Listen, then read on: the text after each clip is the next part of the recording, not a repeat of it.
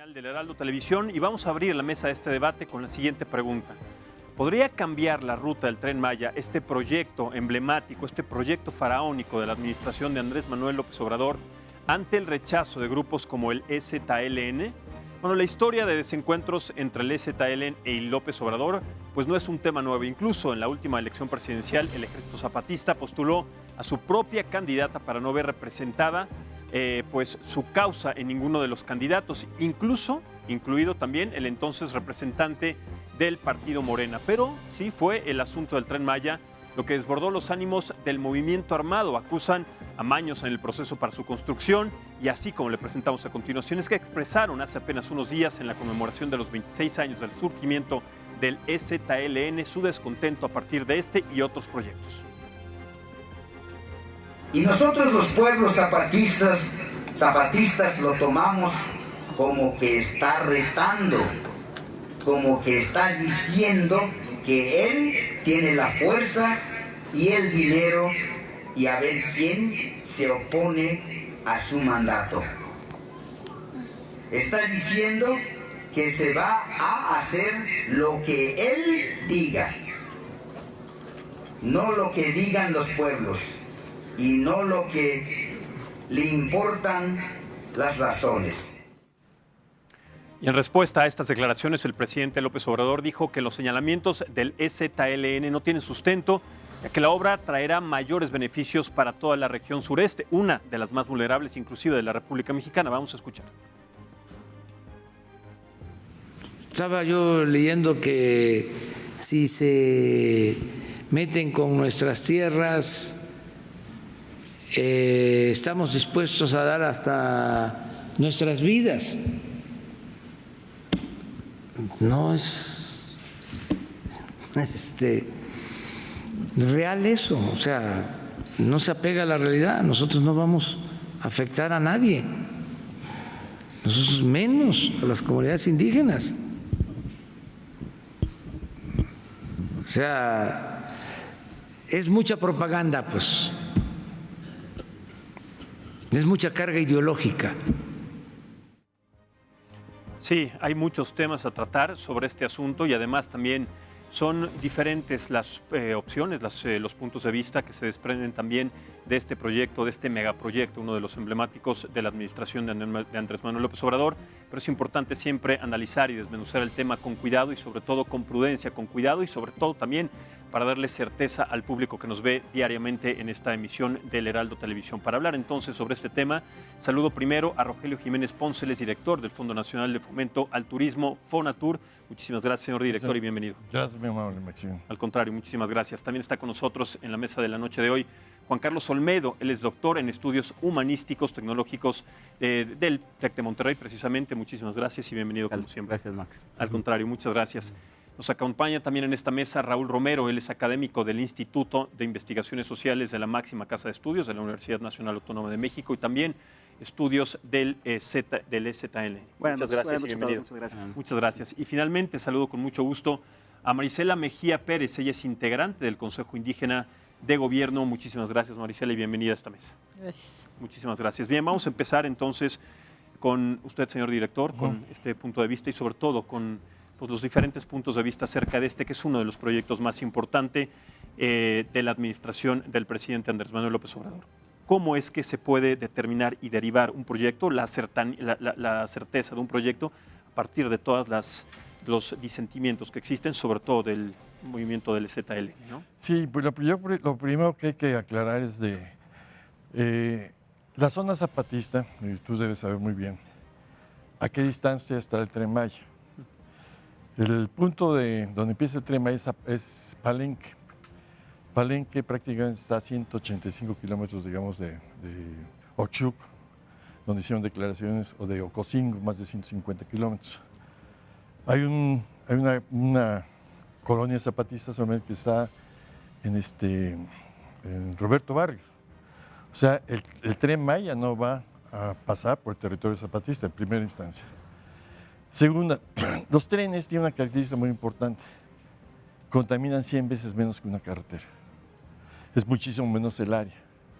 Las carreteras, amplias carreteras, pues tienen una capacidad impresionante de ampliación y de efectos en términos ambientales. O sea, ahí está muy distante el que afecte.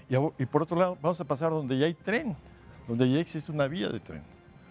Bueno, existe, pero no está habilitada de alguna manera. No, hace mucho tiempo que no funciona tal cual. Sí funciona, sí funciona. Hoy día pasa un tren diario. Pero en un tramo muy cortito, a diferencia de los... ¿O cuál es el cortito? ¿Hasta Valladolid? Sí, bueno, contemplando todo el proyecto que No, tiene. no, pues da mitad del trayecto. Va desde Palenque hasta Mérida y Valladolid actualmente. Y es diario. Va a una velocidad muy lenta, eso sí, pero diario pasa. La otra mitad, los otros 700 y pico kilómetros, que van de Cancún hasta Chetumal y de Chetumal hacia Escárcega, pasando por Calakmul, ese tramo nuevo. Y ahí sí tienen que hacerse todos los estudios ambientales, etcétera, etcétera, todo lo que son estudios de impacto ambiental. La otra es una zona impactada desde el siglo XIX. Entonces, yo creo que es como, yo te lo pondría en esos términos, es como si ahorita estamos discutiendo sobre el Metrobús aquí en la Ciudad de México y adelante igual les dicen que no les gusta. Yo lo veo en esa distancia. Los medios tienen que entrar en proporción de las distancias. ¿De qué estamos hablando? ¿Dónde están los territorios zapatistas? ¿Dónde están los demás territorios? En la zona hay pleno apoyo al proyecto. O sea, yo creo que estamos llevando las cosas a un extremo que no estamos ubicados. Ahora, el zapatismo, pues hay que respetar su posición, entendemos que nosotros no son nuestros enemigos, como bien dice el presidente, tienen que tener ustedes información en qué les perjudica, en qué les puede beneficiar, etcétera, etcétera. Es un diálogo, lo que no se genera es un diálogo. Hay un rechazo simplemente. ¿A partir de qué? De un supuesto. ¿Dónde está la destrucción? Actualmente, por ejemplo, ¿cuál es la selva donde pertenece el zapatismo? Es Montes Azules, ¿están ustedes de acuerdo? ¿Cuánto pierde anualmente Montes Azules de selva? 10,000 hectáreas anuales. ¿Qué se está destruyendo y qué es lo que pretendemos combatir? La marginación. Y eso sucede en territorio zapatista. O sea, la selva de Lacanau en los últimos 25 años ha perdido más de 250,000 hectáreas. ¿Por qué? Por marginación. ¿Qué es lo que se pretende atacar? La marginación. Entonces entendamos que estos proyectos integrales van a resolver muchos problemas ambientales. Hacer pasos de fauna que no se hicieron, hacer arreglos inclusive en el medio ambiental. Hay muchas cosas que ya están ahorita operando. Sembrando Vida es un programa que ya entró a la zona de Calakmul, hay que recuperar muchos bopales, hay muchas acciones ambientales que están llevándose a cabo. Correcto, Marisela, voy contigo, derecho a réplica sobre estas declaraciones y tu punto de vista también al respecto. Ok, pues mira, en uno del punto de vista de que es muy cierto lo que comentó, de que ahora sí que el actual presidente dice que no está en contra del STLN. Entonces, ¿qué está haciendo ahorita nosotros? Reprimiéndonos nosotros en la ciudad, desalojándonos de un espacio.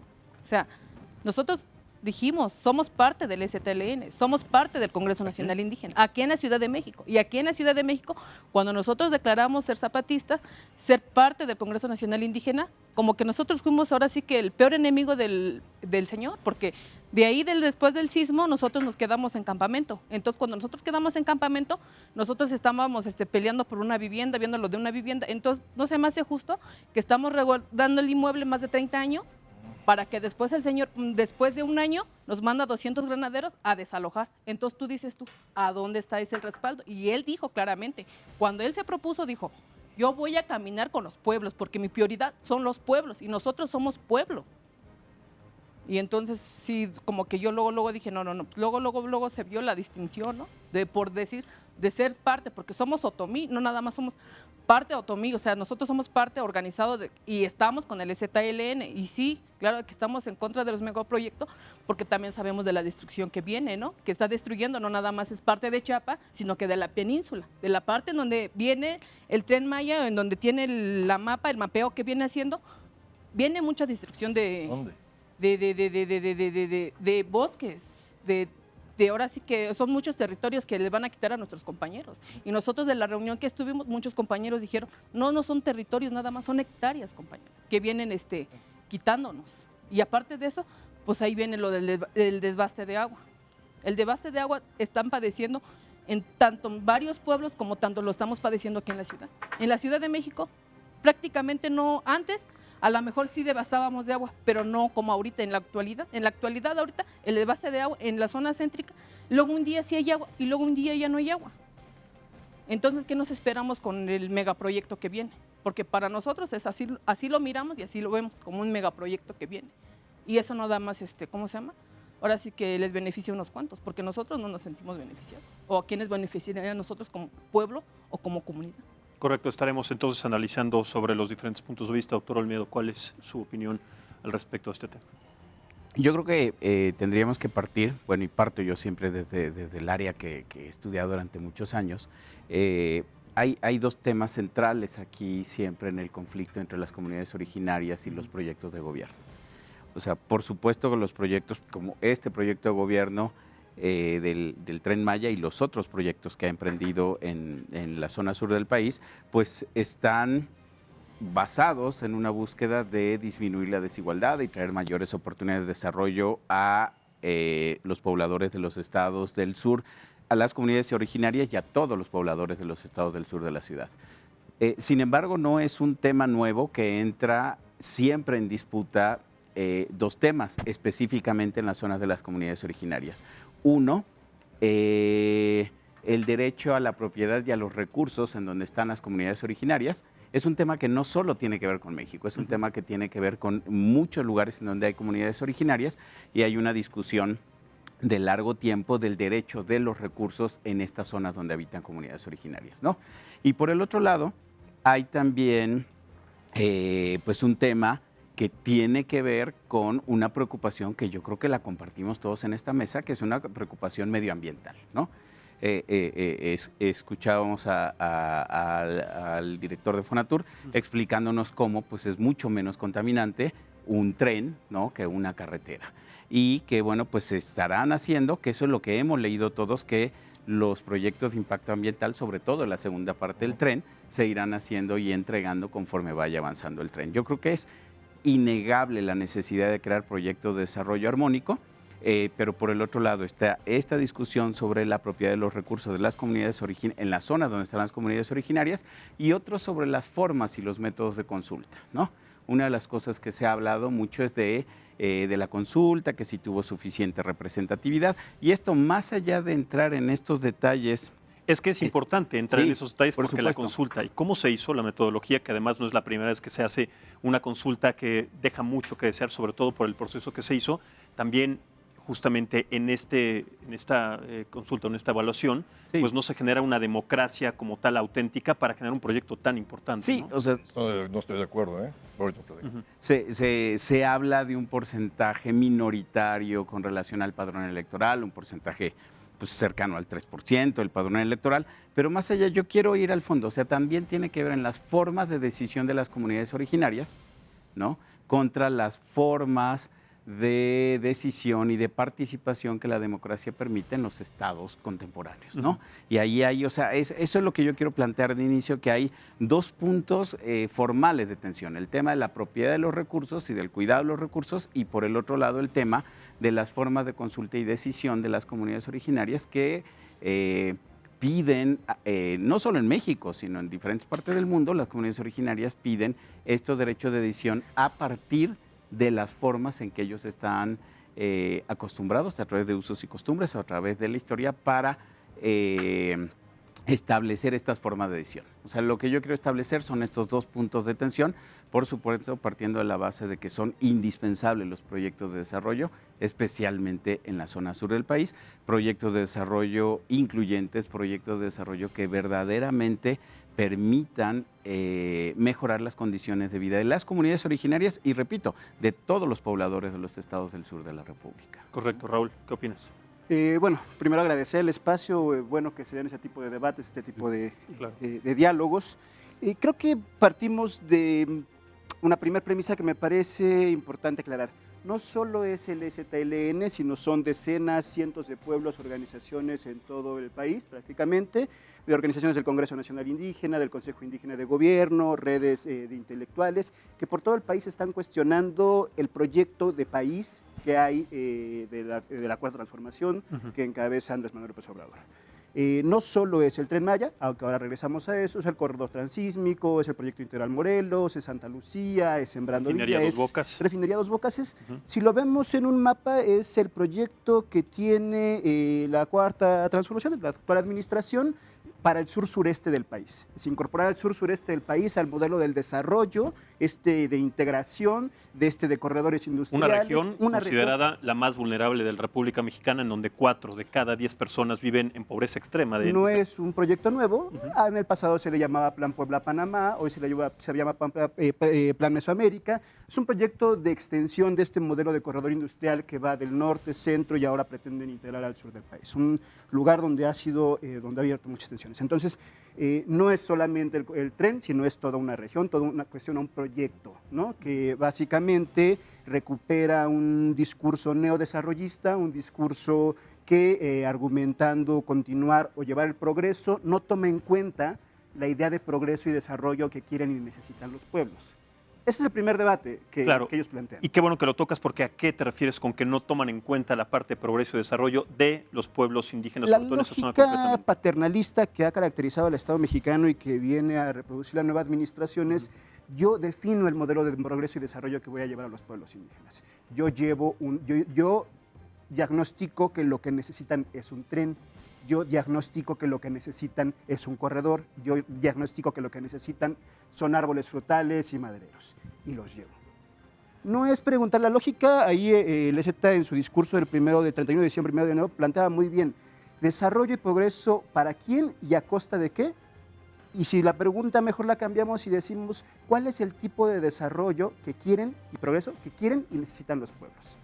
Como bien dice Rogelio, el tren, una parte está construida, hay otra parte que no está ahí, pero no limitemos, que además es una característica de la actual administración, de ir de verdades a medias, porque solo hablan de la vía del tren, pero no hablan de las 18 pequeñas ciudades, estaciones que se van a construir alrededor del tren. O sea, ¿qué va a traer eso? No solo la vía, sino las 18 pequeñas ciudades que están alrededor. Ese Hoteles, es el impacto ambiental verdadero. del que no se están hablando. Sí, más allá de la construcción, a eso es donde de alguna manera se entiende o nos referimos con el impacto ambiental verdadero, el post después de la obra. Permíteme cerrar con un argumento que va por ahí también. No solo se trata, para el caso del tren mal llamado Maya, que además los compañeros y compañeras de la región insisten en decir: no es un tren Maya, ya desde ahí estamos hablando de un extractivismo cultural, de una reapropiación de conceptos para venderlo como si fuera una Disneylandia, ¿no? Y lo que dicen es: no solamente es un tren destinado al turismo, que de por sí para la zona de Calakmul ya suena peligroso, los intelectuales, científicos han anunciado los riesgos que se corren ahí, y han sido clasificados de fifís o conservadores de izquierda radical por aportar el conocimiento que saben científicamente construido, sino que además ellos dicen a todos los pequeños proyectos que va a servir el tren como la parte de carga que tiene. Agroindustria, soya, minería, todos los proyectos que están en los alrededores que también contempla el tren. Es decir, no solamente es un proyecto turístico, sino es un gran complejo de desarrollo en el que hemos comprobado hasta ahora, realmente quienes se benefician menos son los pueblos. Quienes terminan poniendo las tierras, la mano de obra, son las comunidades originarias. Quienes terminan llevándose la mayor parte de la ganancia son los grandes industriales, los grandes dueños de hoteles, de mineras, de agroindustrias. Y ese es el riesgo que están alertando los zapatistas y las comunidades indígenas que se han manifestado en estos meses. Claro, respecto a ese punto, existe este punto sobre cómo se generó la licitación. Regreso con usted, señor director Jiménez. Sí, yo creo que, mira, hay una cosa, hay un contexto político en todo esto. Primero, hay una desinformación apabullante que tienen ustedes. Está hablando aquí de despojos, cuando lo primero que estamos reconociendo es la propiedad privada, la propiedad indígena, la propiedad de pueblos originarios. O sea, a todo mundo estamos reconociendo su propiedad y no se está ni siquiera comprando nada para los desarrollos que dicen los 18 microciudades que tú dices, que no son 18. Son 18 estaciones, de las cuales habrá unas 8 nuevos polos de desarrollo. Bueno, pero yo quiero darte un contexto que para mí es lo más absurdo en todo esto. Tuvimos prácticamente 25 años de gobiernos neoliberales. Yo recuerdo haber inclusive ido a recibir al comandante Marcos al Zócalo cuando pactó con Fox, y llegó, hizo su recorrido, todo el mundo apoyamos todo eso, estábamos muy bien. Nosotros vemos la lucha también política del 68, no somos nuevos en todo esto, discúlpame. Y lo que más me llama la atención, que cuando se gana una elección, un gobierno de izquierda democráticamente electo, resurge el ZLN. ¿De qué estamos hablando? Se cayeron todo el periodo neoliberal, se cayeron todos esos periodos de explotación realmente, desde Puebla a Panamá no protestaron, de las ampliaciones de las carreteras no dijeron nada, todo eso se mantuvieron calles y ahorita sí, que hay un gobierno democrático de izquierda, salen a relucir. ¿Qué pasa? Pues que realmente yo creo que están completamente, y sobre todo con una cosa, esgrimiendo una serie de ahora sí mentiras. ¿Dónde está el despojo? ¿Dónde está el despojo que está haciendo en este momento el Tren Maya? ¿Dónde está la desaprobación en la zona del proyecto? Ahí, si quieres, pues estoy de acuerdo en los porcentajes, pero es una apuesta representativa la participación de la gente. Yo he estado desde antes de ser gobierno, he estado en las comunidades. Hemos hablado con la gente, hemos inclusive hablado con algunos grupos zapatistas.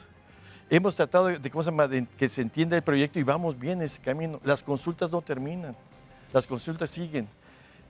Inclusive la declaración que hizo de Derechos Humanos de la ONU, con nosotros llevamos 3 agencias de la ONU permanentemente con nosotros, UNESCO, ONU Habitat y UNOPS, trabajando desde un principio con nosotros. Todos esos procesos tienen que estar organizados, inclusive la cuestión de mover a la gente. Hay muchas invasiones en los derechos de vía, todo eso está haciéndose con las mejores prácticas posibles. Se está tratando de integrar, no hay despojos de tierra. Aquí hay una verborrea que dicen, es que van a despojar y que el gran capital. Espérense, tenemos que tener desarrollo en la zona porque, como bien se dice, es la zona más rica del país, que tiene recursos y fundamentalmente el agua. ¿A dónde va a crecer? Si esos centros, esos pueblos no hacen ordenamiento territorial, ¿cómo está creciendo ahorita Playa del Carmen? ¿Cómo está creciendo Tulum? En la plena anarquía. El Estado mexicano dejó de actuar en esa zona y solamente Cancún fue planeado hasta la clase media. ¿Y las clases populares? ¿Quién está atendiendo el desarrollo? ¿Ustedes? Pues discúlpenme, pero no los vemos por ahí trabajando. Están a mucha distancia de la realidad local. El proyecto fundamentalmente es un proyecto de ordenamiento territorial. Y el ordenamiento territorial parte primero de respetar la propiedad colectiva, la propiedad comunal, la propiedad ejidal, a los propietarios, a todo el mundo. Y lo estamos integrando de la forma más ordenada posible. Y para eso está haciendo ese procedimiento. Es una falacia y es un prejuicio. Nada más hablan a partir de puros prejuicios, que va a haber destrucción. ¿Cuál destrucción? ¿Y las carreteras, compañero? Yo te vi protestar cuando ampliaron las carreteras que fue de Tulum a Valladolid. Estuvieron ahí cuando se tiraron esas cientos de hectáreas. Nosotros vamos a pasar por los derechos de vía ya existentes, tanto de las líneas de alta tensión como las carreteras y de la vía existente. ¿Dónde está la destrucción? ¿Cuál es el arrasamiento? Dicen proyectos de muerte y despojo. ¿Dónde está la muerte y dónde está el despojo? O sea, seamos precisos, precisemos todo esto, porque yo creo que se lanzan muchas acusaciones. No digo que el proyecto sea perfecto, pero seamos objetivos. Tenemos que cuidar a las comunidades, sí lo estamos haciendo. Hay ahorita un grupo, después de la consulta, lo más importante no es lo que fue la consulta, es un proceso que continúa. Hay una mesa interinstitucional con 26 dependencias federales. Se van a integrar municipios y estados. ¿Para qué? Para dar continuidad a un proyecto integral. No es un proyecto de infraestructura más un tren, es un proyecto de desarrollo integral porque, como bien dicen, es una parte fundamental del desarrollo, pero a partir de la gente, no a partir de muecas y no a partir de supuestos, sino de hechos. Tenemos que entrar, ahorita si dejamos, mira, mucha gente dice, ¿para qué se meten? Calakmul, ¿qué está perdiendo ahorita? 1.400 hectáreas anuales de selva. ¿Por qué las pierde? Por la marginación. ¿Qué destruye las selvas del país? ¿El tren o la marginación? Fíjate, si pasáramos los 50 kilómetros de ese paso por la reserva de Calakmul, por los 40 metros, estamos hablando nada más de 200 hectáreas. Si las tuviésemos que tirar, que no nos vamos a tirar, serían nada más 200 hectáreas. Contra 1.400 que se pierden anualmente por marginación. Entonces yo no estoy entendiendo cuál es la lucha zapatista en términos reales, en términos objetivos, dónde está. Y sí veo un posicionamiento de que estuvieron muy callados en todo el periodo neoliberal. 25 años no hicieron absolutamente nada. Ahora sí ya se manifiestan y están en contra de un gobierno de izquierda democráticamente electo. Es lo que yo no lo veo congruente. Marisela, vamos con esta parte. Sí es una posición oportunista a partir de que cuando se genera este proyecto vuelve a resurgir de manera importante el ZLN. ¿O pues cómo nosotros es? Como Congreso Nacional Indígena, pues de los 25 años que llevan los compañeros, pues la verdad sí han hecho trabajo, han logrado su autonomía, están muy bien organizados, los admiro mucho, ¿Por qué? Porque son pueblos, son comunidad.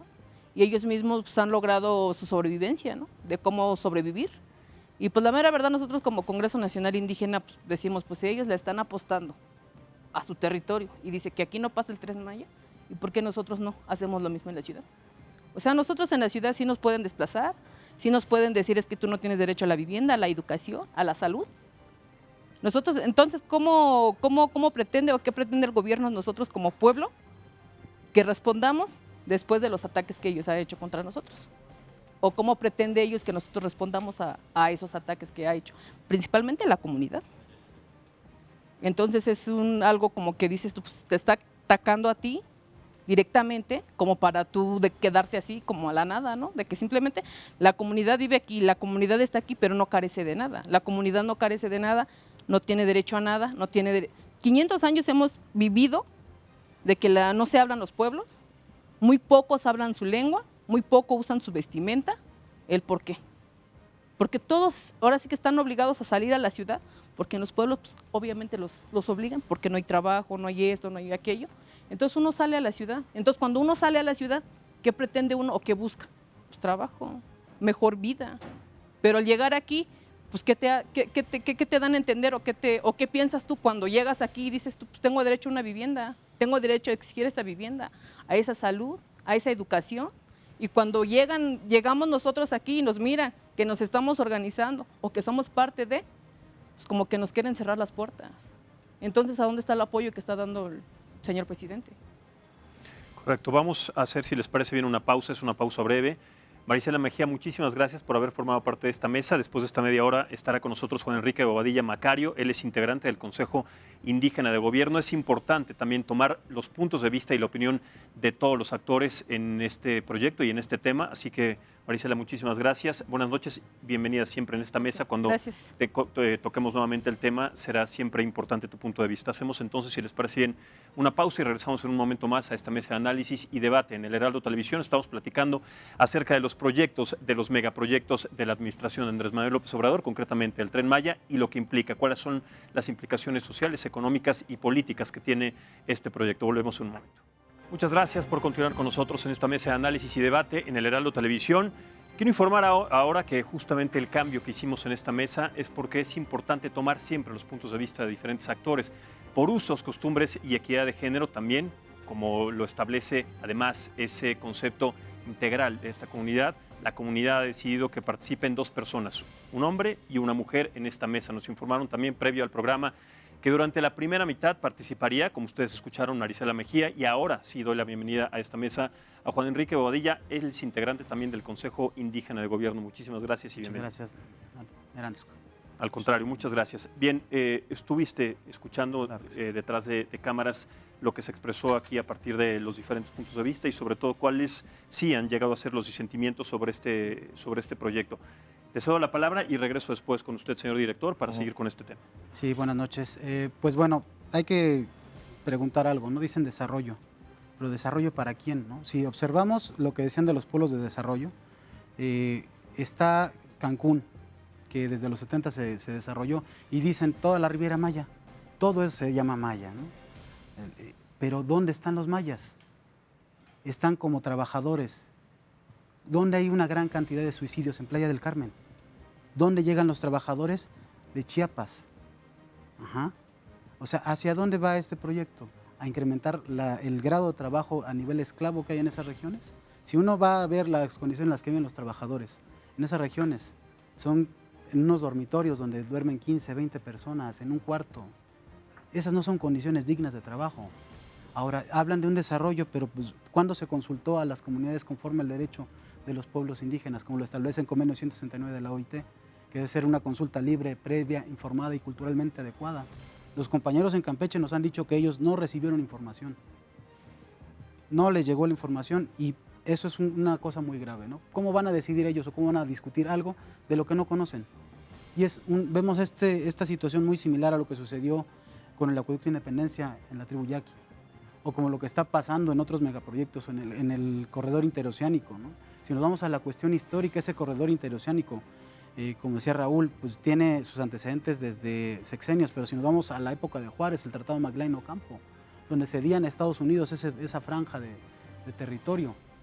Y ahora, no nada más es decir la destrucción ecológica, hay una cuestión muy importante que es un genocidio para los pueblos, porque culturalmente no se les ha hecho un dictamen de decir, sí, por aquí va a pasar, pero si atraviesa la vía un territorio sagrado. Yo pregunto si se hicieron esos estudios, porque a los compañeros de nuestras comunidades nunca se les informó, nunca se les fue a preguntar. Ahora, se puede decir muchas cosas, sí, hubo consultas, pero ¿quiénes fueron a esos lugares? Nosotros hemos visto en varios lugares que lo que ha hecho el INPI lleva gentes que son beneficiarios de los proyectos que tiene el INPI, los llaman para que reciban en algún lugar el apoyo y lo toman como si fuera una consulta.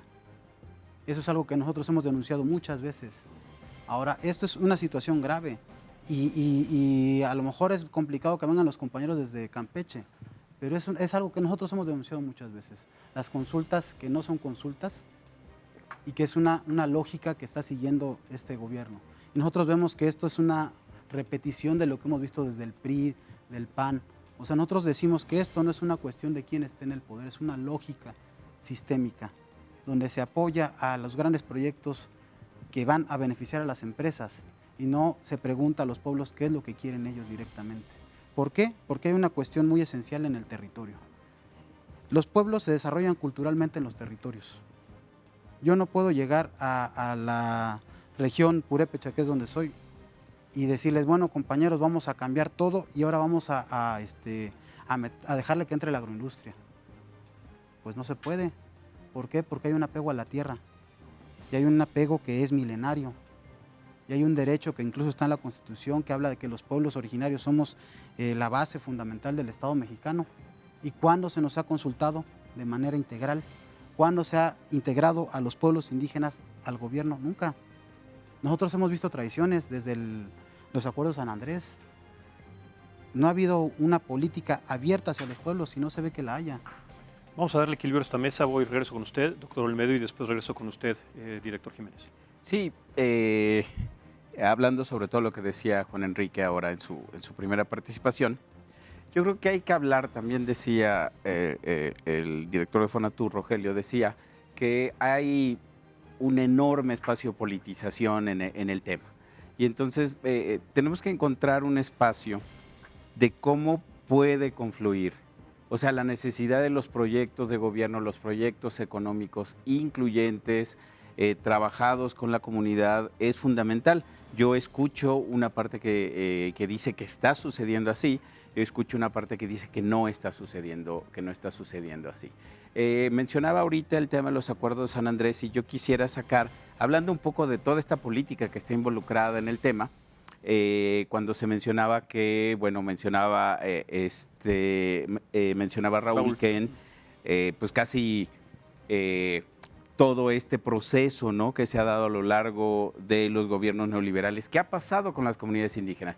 Yo sí creo, desde el análisis histórico, que bueno, no se han mantenido mudas las comunidades indígenas a lo largo de los gobiernos neoliberales. Es más, de hecho, el levantamiento del ZLN es en 1994, ya cuando está terminando prácticamente el gobierno de Carlos Salinas, iniciando el gobierno, bueno, a punto de iniciar el gobierno de Ernesto Zedillo. Hay después, si vamos siguiendo este tema, que también nos ayuda a entender un poco pues, cómo se ha construido esta rispidez en la relación también entre el presidente López Obrador y el ZLN en específico, ¿no? Si nos acordamos un poco qué sucede. Haciendo un poco de historia muy rápido, ¿no? 1994 es el levantamiento, que no es un levantamiento, el ZLN no inicia en 1994, viene desde 1983, el inicio, y viene, podríamos tardar muchos años hablando de luchas centenarias que vienen pues, desde el proceso de la colonia, la independencia, en la revolución, todo el siglo XX. Pero bueno, el levantamiento se da en 1994, vienen de ahí las primeras pláticas que cristalizan en los acuerdos San Andrés en 1996, viene después del gobierno, de ahí queda pues como en un estado congelado, ¿no?, la situación de los acuerdos San Andrés. Viene el gobierno de Fox, donde promete, ¿se acordarán ustedes aquello de que en 15 minutos resolvía el problema de Chiapas? Sí. Viene el momento en que tienen que elevar a rango constitucional los acuerdos de San Andrés y lo que se lleva a la Constitución en el sentir de las comunidades originarias, en el sentir de las comunidades de Chiapas, de las comunidades zapatistas, no tiene que ver con el respeto a los tratados de San Andrés originales, ¿no? Y entonces ahí hay un rompimiento muy fuerte, porque incluso el EZLN menciona que, y nos recuerda que la votación fue prácticamente mayoritaria o casi absoluta por estos acuerdos, en donde estaban incluidos los legisladores del PRD, en aquel entonces el partido del hoy presidente López Obrador. Viene otro momento de ruptura que también tenemos que recordar en esta relación, que se da, por supuesto, con la elección del 2006. Cada 6 años ha habido, además de los procesos internos de autoorganización, de creación de comunidades autónomas, de caracoles en las comunidades, hablando de las comunidades del EZLN, hay también en el momento de las elecciones presidenciales, hay un momento de rispidez. En la elección del 2006, por supuesto que hay pues un intento de acercamiento de Andrés Manuel López Obrador, y cuando se da la otra campaña, ¿no? Por parte del EZLN, y bueno, la derrota de la candidatura de López Obrador, bueno, pues hay una rispidez de declaraciones entre qué tanto había tenido que ver la otra campaña con la derrota en el 2006. En el 2012 intenta nuevamente el candidato López Obrador acercarse a las comunidades, y no hay un acercamiento, todavía hay un intercambio ahí que está perfectamente documentado, ¿no? En donde pues desde el EZLN, desde la vocería del comandante Marcos todavía, ¿no? Que, bueno, ya en el proceso de ser comandante Galeano, ¿no? En ese momento es donde él habla precisamente de que pues, el gobierno que está buscando López Obrador no es de izquierda, sino es un gobierno de centro, ¿no? Y un gobierno de centro que a veces se parece a la derecha. La elección de 2018, como tú recordabas al inicio, pues otro momento se da con la intención del EZLN, en donde ya el principal vocero del EZ es el comandante Moisés, ¿no? más que Galeano, en donde habla el EZ de pues postular la nominación de Marichuy a la presidencia, que no alcanza el número de votos para poder ser, bueno, el número necesario para poder ser considerado como candidata independiente a la presidencia de la República, y ahí se da otra ruptura, porque entonces el EZ dice con toda claridad, y el Consejo Nacional Indígena, que no se va a apoyar la candidatura de López Obrador. Entonces, no es un tema, y es bien importante, no es un tema solo del Tren Maya, hay una historia ahí de desencuentros. Yo creo, por el otro lado, también que hay una intención en el nuevo gobierno de buscar un camino a un desarrollo. Por eso yo hablaba de un desarrollo incluyente. Incluyente debe incluir a las comunidades originarias y debe incluir al resto de los pobladores de las zonas de desarrollo, ¿no? Porque si lo limitamos solo a son posturas polarizadas en donde ninguna de las dos partes se encuentra en un espacio y lo que crece es el espacio de ese encuentro, pues el problema es que no vamos a avanzar. Y es una realidad, es la zona más rica en recursos naturales del país, pero la zona donde se manifiesta con mayor amplitud por los niveles de marginación, ¿no? Claro, para encontrar una zona de encuentro, para confluir justamente con este disentimiento que existe entre las dos partes, que es claro, y más allá de lo que expresa Juan Enrique y también Raúl, es importante siempre tomar en cuenta que la congruencia en los métodos para generar un proyecto, en el gobierno, en cualquier proyecto, es lo más importante, la congruencia. Ahora, tomando como antecedentes el aeropuerto de Santa Lucía, la refinería de Dos Bocas, en donde se empezaron a hacer los proyectos sin una manifestación de impacto ambiental concreta, porque una manifestación de impacto ambiental es un documento y es un estudio que no se hace de la noche a la mañana, lo sabemos. Para hacer un manifiesto ambiental, ¿cómo es que se ha generado este procedimiento para darles certidumbre a los pueblos indígenas y también esta zona, para que de alguna manera también ellos tengan esta certeza? Y tratemos de encontrar un punto medio, porque al final de cuentas somos mexicanos y queremos que el país progrese, y sobre todo en esta zona tan vulnerable. Yo creo que lo más importante, la certidumbre fundamental, independientemente de que se va a dar respuesta a la cuestión de los impactos, hay que entender que hay un proceso fundamental. Yo estoy 100% de acuerdo con el compañero cuando dice, el modelo actual, como se hizo Cancún, va a que corre a ser otro Acapulco. Estamos perdiendo Acapulco. Acapulco es un desastre social.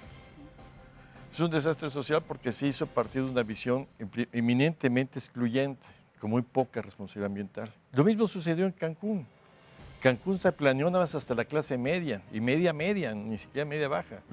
Y de ahí en fuera, háganse pelota a los trabajadores. Ahorita un trabajador sufre mucho porque si trabaja la mitad de la isla, se tarda hasta 3 horas, llega a un barrio sin servicios, llega a las peores condiciones. Y no es tanto Playa del Carmen, es Cancún el que tiene los más altos niveles de suicidio y de divorcios. Por supuesto que ese modelo no puede perdurar. Y de inseguridad también. Si No, tocamos no, esos temas, terrible. ¿no? O sea, la situación ahorita está terrible. Ujú. Precisamente es un modelo disruptivo. ¿Por qué debe ser disruptivo? Porque hay que parar eso. Hoy día sigue creciendo Tulum sin agua potable, siendo un lugar maravilloso para el turismo, sin drenaje, nada, sigue creciendo a 2 dígitos. Playa del Carmen sigue creciendo. Las invasiones sigue habiendo despojo en este momento. ¿Cuál es la alternativa que estamos planteando precisamente? Y es a donde vamos a enfocarnos en el ordenamiento territorial. Y el ordenamiento territorial, insisto, parte de una cosa. ¿Cuál ha sido el problema indispensable de los pueblos indígenas en México y en todo el planeta? El despojo de la tierra. La reivindicación y fortalecimiento, la reivindicación de los pueblos indígenas es parte del reconocimiento de su tierra. Y es lo primero que estamos haciendo. No vendan a nadie, intégrense, participen con nosotros, entren a las estructuras de gobierno y hagamos algo. ¿Por qué? Por darte un ejemplo, si hay un ejido que tiene 10,000 hectáreas, nosotros le planteamos, hagamos metemos en medio de 1,000 hectáreas, aporta 1,000 hectáreas. En esas 1,000 hectáreas siempre habrá una proporción 70% verde, 30% área urbanizada. Pero aquí con esto tú puedes generar riqueza suficiente por rentas. O sea, si viene un inversionista no va a venir a comprar, va a venir a rentar o asociarse con la comunidad. Eso es fundamental. No debe haber desplazamientos, porque si no pasa lo que tú dices, les compran, los sacaron y al rato regresan como sirvientes. Quieren mantener esa situación, es lo que queremos cortar, es lo que estamos haciendo para cortar. Ahora, compañero, yo conozco muy bien esa región desde hace 50 años, yo soy de aquí, pero conozco muy bien todo el sureste de 50 años, lo he recorrido a pie y lo he caminado todo. Hemos hablado con las comunidades, conocemos muchas cosas de ellos. Muchas zonas estaban abandonadas. Calakmul está conformado por comunidades nuevas, no sé si sepas eso. No hay casi pueblos originarios ahí. Son migraciones de los últimos 30, 40 años. Pero son grupos originarios y hay que respetar. Esas comunidades ya están integrándose al proyecto poco a poco. Hay que sacarlos de la marginación. De eso se trata el proyecto. No se trata de desplazar, no se trata de destruir. Entonces, estos proyectos que tú dices, los estudios de impacto ambiental, de la parte nueva se tienen que elaborar y ahorita se está inclusive buscando la gente que va a trabajar. No se hicieron con la refinería ni tampoco con el aeropuerto previamente cuando se estableció ya el inicio de estos proyectos. Bueno, es que mira, tanto en la refinería, el aeropuerto era un aeropuerto ya existente, tengo entendido, o sea, son zonas, es un aeropuerto Claro, militar. pero la modificación sobre todo de cortar este cerro para que pase por ahí también una de las vías aéreas generaba indispensablemente un impacto. No sé, mira, yo no sé, no estoy al 100% seguro de lo que te voy a decir, pero tengo entendido que no se cortó el cerro. La otra vez lo vi un militar que me decía eso. O sea, tengo entendido que no se cortó ese cerro. Todavía no, porque está todavía en desarrollo el aeropuerto, o sea, son más o menos 2 años. Pero me dicen que todo, o sea, bueno, se tendrá que venir ellos a aclarar ese punto. Pero lo más importante es esto. No podemos permitir que las condiciones pésimas de desarrollo que tienen, el abandono y la marginación se impongan. Tenemos que ser disruptivos, hay que parar esos procesos. Hoy día, Calakmul pierde 1,400 hectáreas anuales por tala clandestina. ¿A qué se debe? A la marginación. Ahora, lo que les preocupa ya es legítimo. ¿Con qué modelo hagamos esto? Tiene que ser un modelo que tenemos que tomar en cuenta a la gente. Por supuesto que es un modelo. Por eso yo siempre he dicho, del 10% de tu tierra, si tú tienes un ejido de 10,000 hectáreas, con este 10% que tú metes a operar sin perder la propiedad, tienes que generar riqueza para que el resto, bajo tus modos y sistemas, hagas el desarrollo. Y en eso estamos. O sea, es un proyecto que está partiendo de la gente y para la gente. No es ni para diputados, ni para los grandes consorcios que se dicen, es que va a venir el gran capital, va a expresar. No, el gran capital o renta o se asocia. ¿Y con quién se asocia? No conmigo, con los indígenas locales. Y es lo que estamos tratando de vigilar. Y eso deberían coadyuvar ustedes también a ayudar en este sentido. Es muy importante, ¿sabes qué es, compañero? Conocer el territorio, ir a platicar con la gente. Véanlo. La gente en Campeche, hay gente de veras que dices que no se trató de hacer toda la cobertura fundamental. Estoy de acuerdo que no se llega hasta el último rincón, pero sí se buscó, y te voy a decir, sí, las 1,400 comunidades fueron debidamente informadas. Pero aparte una cosa más importante, el proceso no acaba, la consulta va a seguir por años. Entonces las necesitamos integrar a todos. Ese es el chiste. Y no hay simulaciones. Y lo más importante es que no haya simulación. Regreso contigo, Juan Enrique, y después voy contigo, te cedo la palabra, Raúl. Sí, hay una cosa muy clara y concreta. La forma en la que se ve la tierra o territorio. y hay que definir esto muy claro. Para muchos pueblos no se trata de una riqueza económica, sino una riqueza cultural. ¿Por qué? Porque para nosotros la tierra es nuestra madre y nosotros no vamos a ir a vender nuestra madre. Así de simple. Nosotros estamos viendo, por ejemplo, en los territorios indígenas, que se le está poniendo signo de pesos. Se está hablando de una inversión, se está hablando de una coinversión, pero ¿se nos preguntó si queríamos eso? ¿O se le preguntó a los pueblos? Nuestros compañeros han dicho que no. Pues yo Así digo de que sí. simple. Nuestros compañeros han dicho que no. Y yo no entiendo cómo hablan de un proyecto que ya llevaron hecho y que nunca se preguntó a las comunidades qué es lo que ellos quieren. Y esto regreso a esa lógica. Hay comunidades que requieren, por ejemplo, agua y les llevan otras cosas. O sea, no hay una cuestión lógica. Ahora hay que entender otra cosa. Y ahorita que hablaron del tema del gobierno, de integrarse a las estructuras de gobierno, pues no.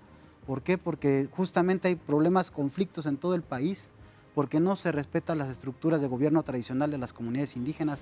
Ahí está el caso reciente de Michoacán, que se impuso un presidente municipal en Nahuatzen, a pesar de que había un consejo.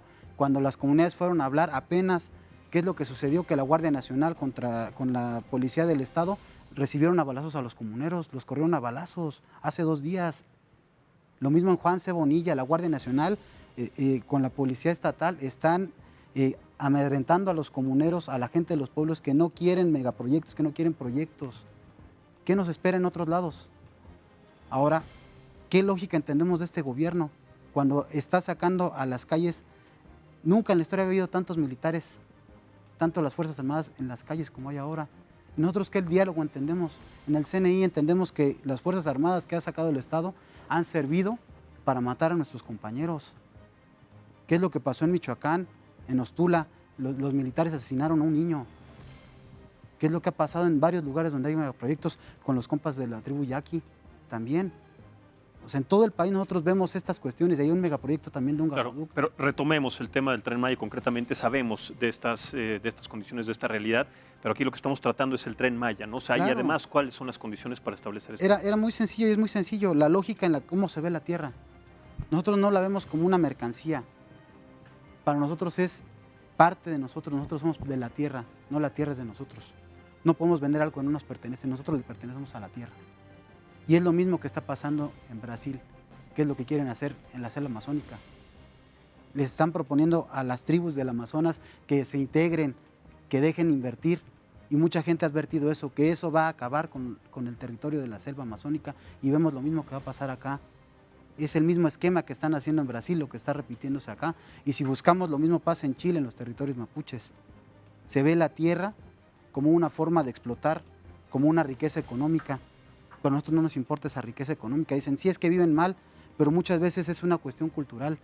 Por ejemplo, a muchos pueblos no les gusta pavimentar porque es una cuestión de apego a la tierra, de respetarla. Y eso es una cuestión cultural y tiene que ver con la cosmovisión de los pueblos, que se contrapone radicalmente a la forma política y económica que tiene, no nada más este gobierno, que han tenido todos, porque es una forma capitalista. Por eso nosotros decimos que no queremos el capitalismo, porque el capitalismo mata la tierra. Correcto. Raúl, voy contigo. A partir de una cosa, me preocupa que además se sigue una matriz discursiva que se ha dado en las últimas semanas en los medios de comunicación y en redes sociales, donde ha estado el EZLN en los últimos 25 años, como bien nos ayuda a recordar Juan Carlos. El EZLN que declaró la guerra al Estado mexicano, aquel que se consagraba como el modelo del neoliberalismo con el Tratado de Libre Comercio y salió a enfrentarlos. Y de ahí para acá los puedes encontrar combatiendo a Fox en el aeropuerto, que por cierto ayudaron junto con la consulta y la movilización popular echar atrás, ¿no? Y lo pueden encontrar acompañando a Ayotzinapa, y los pueden encontrar acompañando al movimiento Yo Soy 132, los pueden encontrar acompañando al movimiento magisterial. En fin, ha estado presente ahí hacia afuera, ha estado presente hacia adentro, construyendo vivienda, construyendo educación, construyendo salud, hospitales, ¿no? Construyendo un modelo de desarrollo que es el que ellos quieren y el que ellos pueden. Tú vas a las comunidades también precisamente que están en Chiapas, donde tienen ellos influencia, en zonas que estaban completamente olvidadas, donde la gente moría por diarrea, ¿no? Moría de hambre, han generado una lógica de desarrollo autogestiva por completo, ¿no? Donde ellos administran su territorio, tienen cooperativa, tienen trabajo comunitario, tienen trabajo colectivo, generan sus propios recursos. Es de las pocas, o yo diría de las únicas regiones en el país donde no ocurren feminicidios. En un país en el que hay 10 mujeres asesinadas por el hecho de ser mujeres, en zonas zapatistas no ocurren feminicidios. Entonces, ha generado un modelo de desarrollo propio, de acuerdo a sus usos y costumbres, de acuerdo a esta visión que bien platica Juan del apego a la tierra, ¿no? Del apego al territorio, de acuerdo a sus cosmovisiones, que no solo es referente, como bien decía hace rato Marisela, para pueblos indígenas en México, sino también para muchas comunidades de México y del mundo. Se ve al zapatismo como un referente de la lucha antineoliberal, de la lucha contra el neoliberalismo. Por eso sorprende que esta matriz discursiva de dónde ha estado el zapatismo, que en realidad es una matriz que busca confrontar, ignore esa parte. 2. Si hay falta de información sobre el Tren Maya, quien ha fallado en darla es el gobierno. Uno puede entrar a la página de trenmaya.gov.mx y hasta hace un par de semanas tenía que eran 15 estaciones. Se actualiza, ahora son 18, ¿no? Cambiaron los trazos, no los iban modificando. ¿Dónde está realmente el flujo de información real para informar no solo a la gente, a los pueblos, a las comunidades que participan sobre lo que significa el proyecto? ¿Dónde está? No existe, no lo hemos visto, no se está construyendo, no está lo suficiente. Quiero cerrar por último con esto. De 1996 a 2018, el Congreso Nacional Indígena, del que son parte Juan y Marisela, tiene 117 personas asesinadas y 11 desaparecidas por defender sus territorios. O sea, esa es la parte de la guerra que han confrontado no solo el zapatismo, sino los pueblos indígenas que se opusieron al proyecto neoliberal. Solo en 2019 hay 11 personas asesinadas, pertenecientes al Congreso Nacional Indígena y a los grupos cercanos al zapatismo. Recordemos el caso de Samir Flores, el más reciente, el que está a punto de cumplirse un año de su ejecución, del que todavía no sabemos qué pasó porque no se ha informado, que se oponía al proyecto Integral Morelos, que se oponía a un proyecto de la termoeléctrica, ¿no? Los gasoductos, y que en una movilización encaró al presidente, lo encaró y unas semanas después apareció. Sí, no sabemos qué pasó. Concluyo con esto. No solo creo que hay detrás la pregunta qué modelo de desarrollo quieren y necesitan los pueblos. Creo que también hay que debatir en un contexto, porque además me parece que hay que orientar otro debate que sería muy interesante que diéramos, es un país en vías de desarrollo, un país con pobreza, un país eternamente dependiente, ¿qué hace con sus recursos naturales para salir de ese desarrollo, ¿no? ¿Qué tendría que ser? Pero en un contexto de cambio climático, de ecocidio, ¿no? Donde el mundo está volteando a ver qué pasa con el planeta, seguir por la misma lógica de recursos, de agotamiento, de uso, utilización, de explotación de recursos naturales, pensando en los recursos naturales, pensando desde la madre tierra, además es mucho más complejo. ¿Qué opina, señor director? Cierro con usted un minuto rápidamente. Sí, rápidamente. Número uno, que estás diciendo seguimos, cuando estamos prácticamente tratando de interrumpir estos procesos. Tú dices, se sigue, no estamos siguiendo con eso. Ahorita lo que tenemos que parar es la destrucción de la selva. Tenemos un proyecto para hacer eso, atender a la marginación colindante con la selva. Entonces no estamos siguiendo con eso.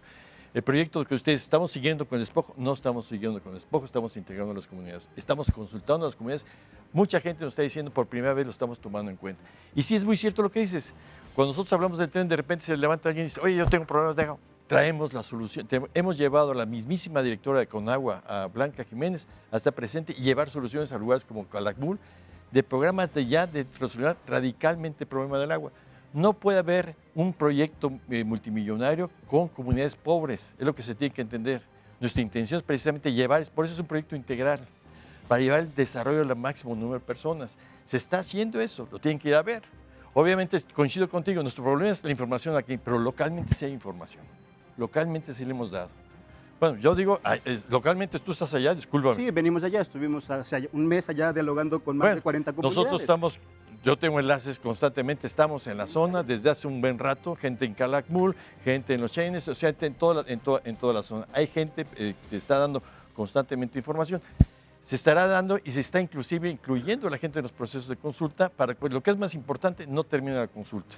O sea, yo creo que los problemas hay que enfrentarlos, tenemos medios de enfrentarlos, hay que respetar a los pueblos indígenas, pero no en el discurso, sino en los hechos.